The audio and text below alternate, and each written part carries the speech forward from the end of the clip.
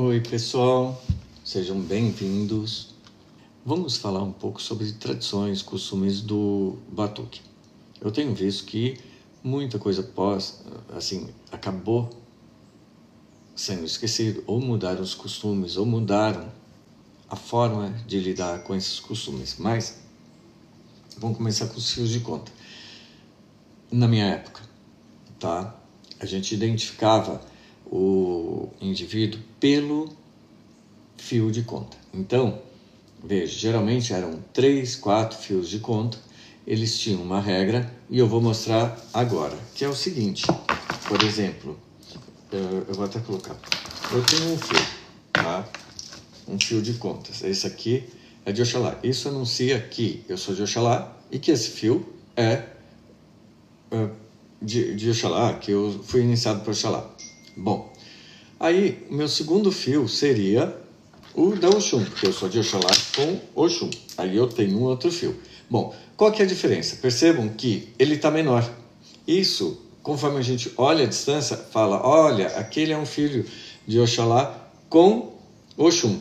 E a altura dele era isso aqui, não era muito maior que isso, os fios antigos, tá? Podem ver que poucos sacerdotes ou poucas pessoas possuem um fio muito grande.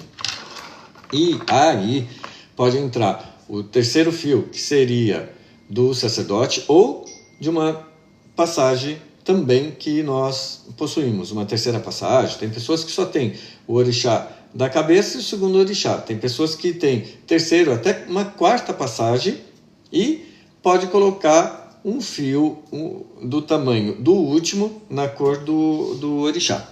Esse era o costume antigo, tá? Era dessa forma que o pessoal identificava dentro do batuque esses fios que a gente possui. E eu sou de Oxalá com Oxum, com Iemanjá. Pode ver que eles estão em tamanho diferentes, né? Eles, dos anos 80 até 2000, mais ou menos, eu via até na minha família antiga esse molde. Alguns faziam um chuveiro, que a gente também chama, que é aquele fio cheio é um fio de contas cheio de fios fechado com fechamento. A gente chama de chuveiro. Isso também é bem comum encontrar na Nigéria. Por exemplo, o Obalesum, ele tem um fio de conta com muitos, é um único fio com muitos fios de conta branco. Então, lá a gente também encontra semelhante. Atualmente, com o refluxo da diáspora, a ida dos integrantes da diáspora para a matriz, acabaram levando presentes, acabaram levando fios de conta e presenteando os nativos. E hoje a gente encontra aqueles fios com gomos, um fechamento, gomos, um fechamento, coisa que a gente não via até certo tempo.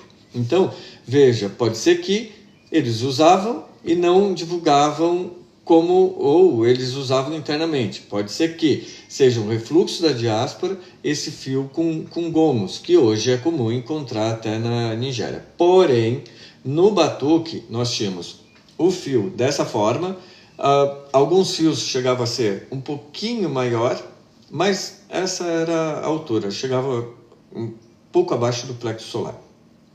Entendeu? Então eles acabavam ficando dessa forma.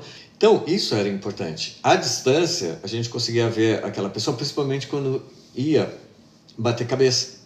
Aí vieram os fios também. A Delogum, o pessoal também costuma chamar de chicote, que era um pouco maior e ela vinha meio que trançada. Então tinha esses dois modelos de fio. Aí começou a surgir, possivelmente com a vinda daqueles integrantes que tinham dupla pertença, ou seja, que praticavam candomblé e batuque ao mesmo tempo, porque nós temos muitos registros de indivíduos, por exemplo, a mãe Apolinária, ela veio do candomblé para o batuque, o pai Luiz do Bará fazia batuque e candomblé, porque ele foi para o candomblé, fez a iniciação no candomblé e batia candomblé e batuque dentro da casa dele. E, segundo informações, ele começava batuque, batia até certo período, depois eles trocavam de roupa e faziam um candomblé. Então, possivelmente, com essa ida do povo do batuque para o candomblé, e tocarem as duas religiões dentro da casa, talvez tenha influenciado também nos fios. Aqueles com os gomos e também aquele que fica tipo um chuveiro, 2 fechamentos aqui e os fios com a passagem. Isso é mais recente, porque na minha época não tinha. Quando eu falo minha época é quando eu fui iniciado, em 82. Então naquela época ainda não era comum esse modelo agora que a gente encontra. Mas, veja, esse padrão aqui do fio maior e fazendo esse degrau, ele acaba ajudando bastante a gente a identificar as pessoas. E depois vem também o chuveiro, que pode ser feito com miçangas, pode ser feito até com contas, tipo Lágrima de Nossa Senhora. Meu babalorixá, ele tem um fio com olho de cabra, aquele que é preto e vermelho, bem miudinho, um fio cheio daquilo, acho que tem 16, ele é bem miudinho, tem 16 fios. Um outro fio comum, que é a imperial. Hoje em dia a gente ouve, às vezes, as pessoas chamarem o brajá, o adelogum, que são aqueles fios com vários fios soltos ou com os gomos, de imperial. No entanto, a imperial, pelo menos na minha época, e pode ver registro, acho que até no livro do Paulo Tadeu tem registro sobre isso, que a imperial é um fio com vários gomos, um para cada orixá. E o orixá da cabeça da pessoa era maior. Por quê? Porque a gente dobrava e ele ficava, essa região, geralmente o fio ficava aqui, próximo do teu pescoço, e o restante solto. Na minha casa a gente preserva da mesma forma. Tem o brajá, até eu tenho, porque na minha casa, lá na minha antiga família, eles começaram a usar e a gente acabava fazendo. Mas eu deixo, como ele é muito antigo, o fio de conta, eu deixo ele em volta do ibá do meu orixá. Eu não costumo usar ele. Geralmente eu uso esses fios aqui. Ou eu vou só com o de Oxalá, básico, um fio, ou eu vou com os 3. Mas geralmente eu vou com um fio só. Que eu fico mais... Tem fios de conta que nem a imperial, que você tem o fio de conta com os bus e ao invés de fechamento, coloca os bus. E tem um fio de conta só com os bus, que era dado para Oxalá Olokun. Hoje em dia, não sei, mas parece que estão usando outros, com outros significados, esse que é chamado de filá, dentro são vários búzios, um grudadinho no outro, assim, fazendo um trançado. Mas ele era entregue para Oxalá Olokun, o filá, isso mesmo. Sossô Martins, a senhora falou que...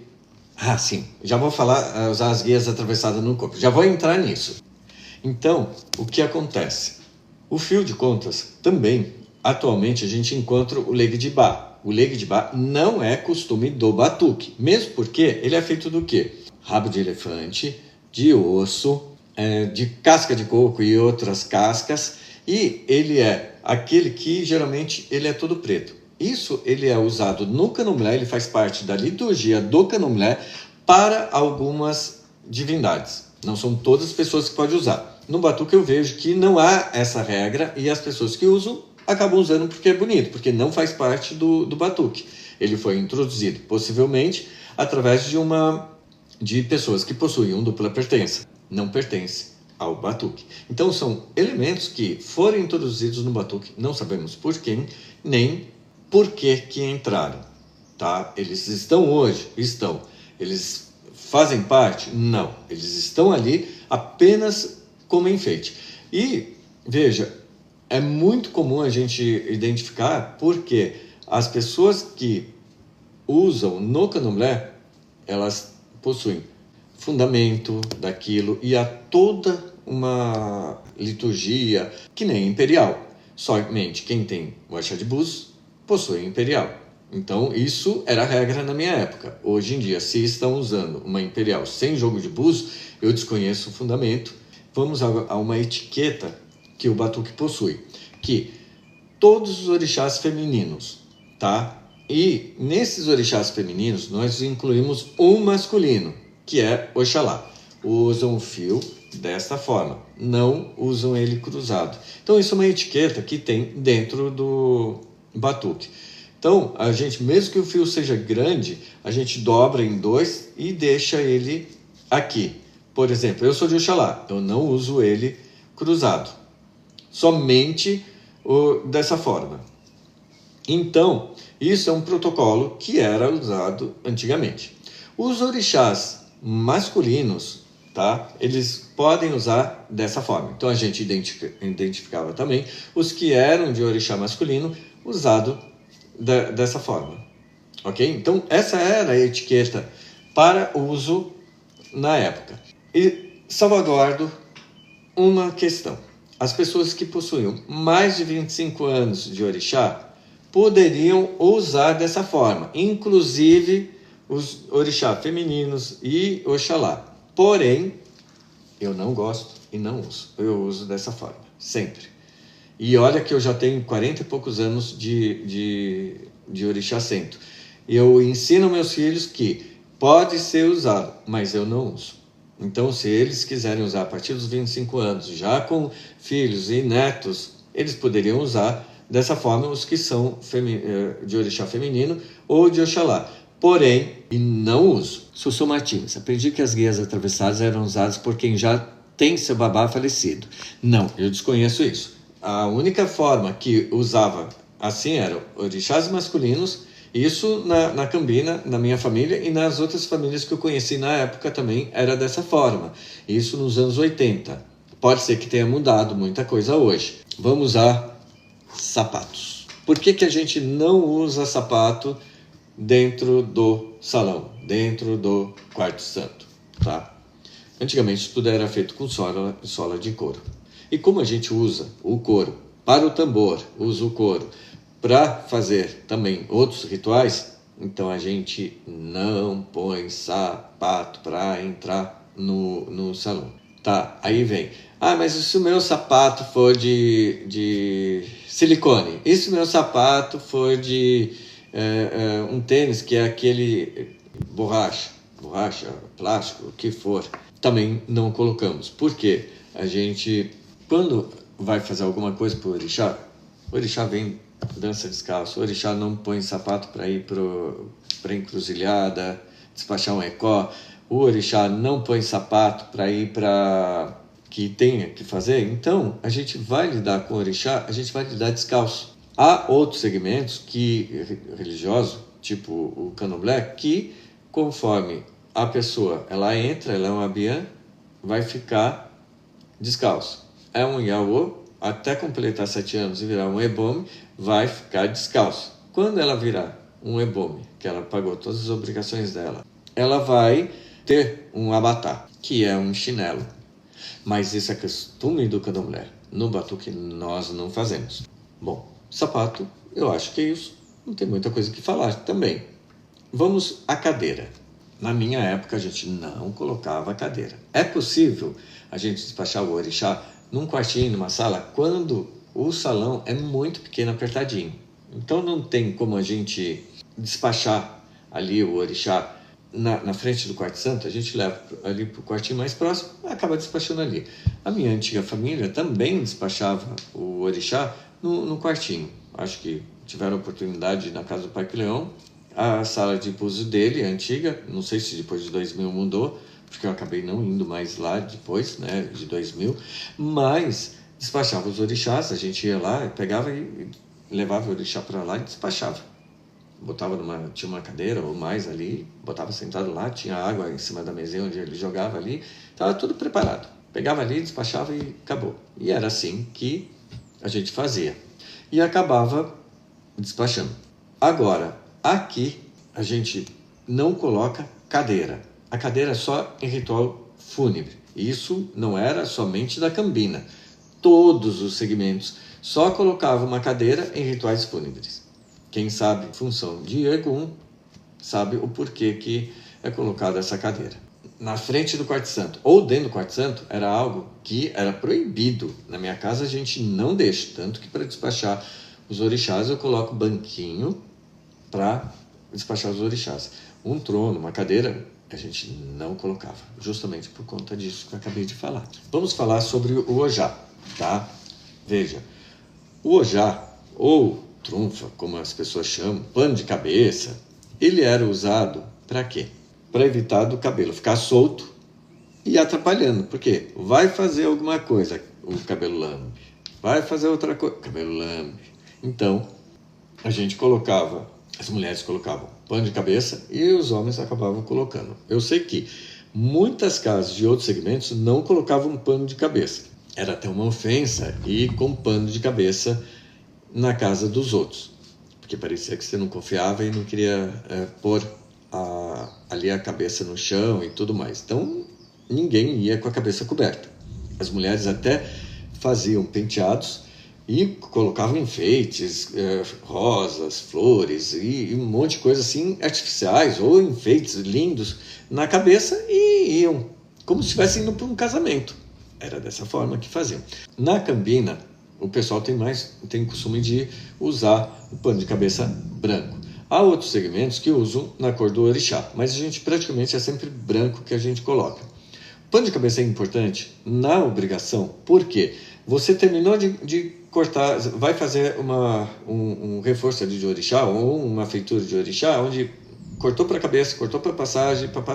Bom, terminou de cortar para a cabeça, eu já amarro o pano, porque eu não quero que, na hora que for fazer alguma coisa no corpo, espirre alguma coisa na cabeça.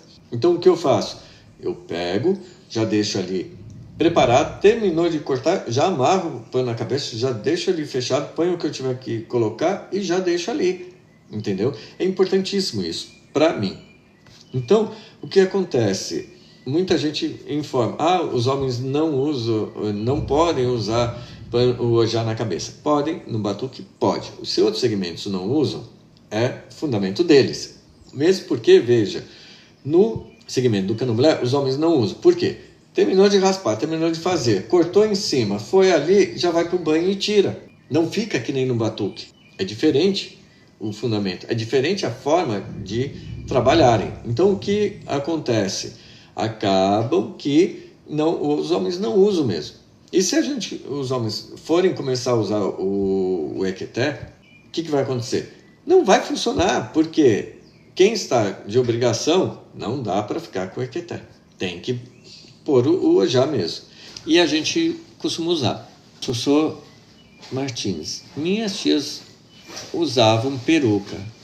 Era um problema quando o orixá chegava, justamente. É um problema quando o orixá chega, porque o que acontece? A peruca cai, a peruca dança. Então, amarrou o pano, está preso. Se soltar o pano, amarra de novo, está preso. E ajuda a segurar. Então, o pano, praticamente todo mundo usava. É costume do batuque a gente usar campainha, tanto no jogo de búzios, quanto dentro do quarto santo. O candomblé tem o adijá, aquele com aquelas sinetas que o pessoal acaba usando. Existe toda uma ritualística para aquele instrumento. Não é apenas um adorno assim simples, que ele come com o orixá, ele é consagrado, Iaô, ou seja, pessoa que acabou de raspar ou que não tem anos, mais de 7 anos, ele toca o orixá vira. Por quê? Tamanho, a importância. Ele não é apenas uma sineta ou um sino, como as pessoas acabam dizendo. Ele é um instrumento religioso muito importante no candomblé, tanto que ele é usado para guiar o orixá, tanto quanto também para chamar o orixá e para conduzir as ritualísticas. Então é importantíssimo o adijá para o candomblé. Então, veja, isso não era comum, tá, nos anos 80. Se tornou muito comum. Hoje o pessoal usa, talvez por achar bonito o candomblé e também, ou por desconhecer o fundamento e os segredos que envolvem o ritualístico e o adijá. Na minha casa, não uso. Ganhei, doei. Não é uma desfeita, mas é que eu não posso usar algo que não pertence ao batuque, numa ritualística do batuque. E não é porque é bonito, lindo e ganhou que eu vou pegar e ficar tocando aquilo sem o devido fundamento que ele merece. Eu não costumo usar na minha casa porque não faz parte do batuque. Etiqueta na roda de orixá. O que acontece? Hoje em dia o pessoal fala, quem é de Oxum não pode dançar na roda de Obá. Quem é de Obá não pode dançar na roda de Oxum. Não existia isso, gente. Isso é novo. Quem é de Bará não pode dançar para Xangô. Também não existia isso. E todo filho de Bará tem um Xangô cento. Na minha casa todo mundo dança para todos os orixás. Eu até fui perguntar lá para a doutora Paula, na matriz, porque a nossa referência sempre tem que vir de lá da matriz. E eu fui perguntar. A história de que a Obá corta a orelha para servir um amalá para Xangô é lenda do candomblé. Não tem nada a ver com a matriz. O que a matriz conta, e a gente tem que ouvir os próprios filhos, descendentes e os sacerdotes de Obá lá da matriz, o que eles contam. Que é o quê? Eles informam que Obá e Oxum brigaram e que a Oxum arranca a orelha da Obá no dente. Então, é essa versão que eu entendo. E eu fui perguntar se os sacerdotes de Oxum e de Obá tinham algum problema, se eles acabavam não se falando. Ela disse que não. Eles sabem da briga entre as duas, mas eles convivem pacificamente. Voltando à roda. Então, não existia essa coisa. Tanto o povo de Bará dança para todos os orixás, o povo de Ogum, Yansan, dançam para todos. Há uma questão. O povo de Oxalá, isso me foi ensinado e eu passo para os meus filhos. Eu não danço. Se os outros dançam, podem continuar, porque o importante é fazerem o que a sua família ensina. Mas eu sou de Oxalá, eu não danço a Lupagema, eu não danço a Lujá, eu não danço Xonipadô. Eu saio da roda, peço a gosto, saio da roda e fico esperando. Mudou, eu volto para a roda e continuo dançando. Então isso é uma coisa que o povo de Oxalá acaba não dançando. Isso na minha família, na minha casa, conforme eu aprendi nos anos 80. Se mudou, eu desconheço o novo fundamento. Então, essa era a forma que a gente fazia. E, principalmente, o Alujá a gente não dança. Por quê? É um toque de guerra. É quando o Xangô convoca os orixás para a guerra. Então, Oxalá fica sempre de fora. Iemanjá velha fica sempre de fora. Oxum velha fica sempre de fora. Em casa, eu ainda mantenho a tradição antiga. Então, veja, o Alujá também não dançamos. Uma outra coisa que eu não faço, mas o pessoal já conhece quando vem nos toques aqui em casa. Eu sirvo atã para as pessoas e sirvo atã para os acheiros, porque era assim que era servido antigamente. A gente não servia Coca-Cola para acheiro, nem Guaraná, nem Fanta uva, Fanta laranja. A gente servia apenas atã. E eu sirvo atã para os acheiros aqui. Alguns ficam pedindo, quero Coca-Cola, mas eu não tenho. Eu faço o atã. O meu atã é bem gostoso. Ele é muito gostoso. Um dia vocês vão descobrir o porquê que ele é gostoso. O pessoal toma muito, muito mesmo. A gente serve o atã, porque eu não dou nada para povo de Oxalá que seja escuro. E quando a pessoa está fazendo buri, eu não dou nada que seja escuro. Quando a pessoa está fazendo obrigação, seja de qualquer orixá, eu não dou nada escuro. Então, eu vejo hoje em dia muito Oxalá tomando Coca-Cola. Eu não dou Coca-Cola, eu dou atã. Então, é uma forma também de, não tem muita coisa que fazer. Eu não posso servir Coca-Cola, que é uma coisa que é contra o fundamento da casa, que é um fundamento que a gente não entrega nada preto para Oxalá, a gente só serve o atã. E, gente, super beijo para todo mundo, obrigado pelo coração novamente, obrigado pelos presentes e até a próxima. Beijo.